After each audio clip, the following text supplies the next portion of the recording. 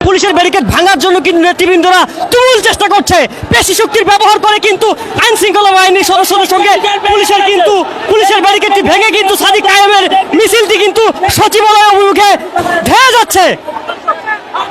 সাদিক কায়েমের নেতৃত্বে একটি বিক্ষোভ মিছিল কিন্তু এই মুহূর্তে পুলিশের ব্যারিকেডটিকে ভেঙে কিন্তু সামনের দিকে অগ্রসর করছে।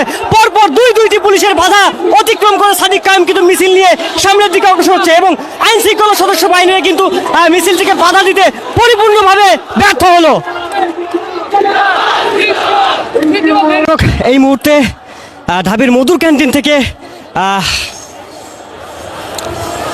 দর্শক এই মুহূর্তে ঢাকা বিশ্ববিদ্যালয়ের মধুর ক্যান্টিন থেকে ডাকসু ভিপি সাদিক কায়েমের নেতৃত্বে যে মিছিলটি সচিবালয়ে অভিমুখে অগ্রসর হচ্ছিল, সেই মিছিলটি দেখতে পাচ্ছেন যে একটু আগে কিন্তু পুলিশের একটি ব্যারিকেড ভেঙে কিন্তু সামনের দিকে অগ্রসর হচ্ছে এবং দেখতে পাচ্ছেন যে সামনে কিন্তু আরেকটি পুলিশের বাধা এবং এখানে আসলে কি হয় সেটি দেখার চেষ্টা করছি।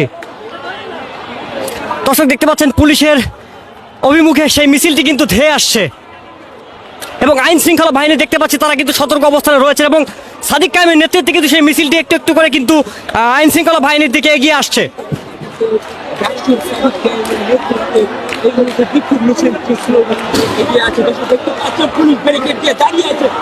দর্শক দেখতে পাচ্ছেন সাদিক কায়েমের নেতৃবৃন্দরা পুলিশের উপর ঝাঁপিয়ে পড়লো।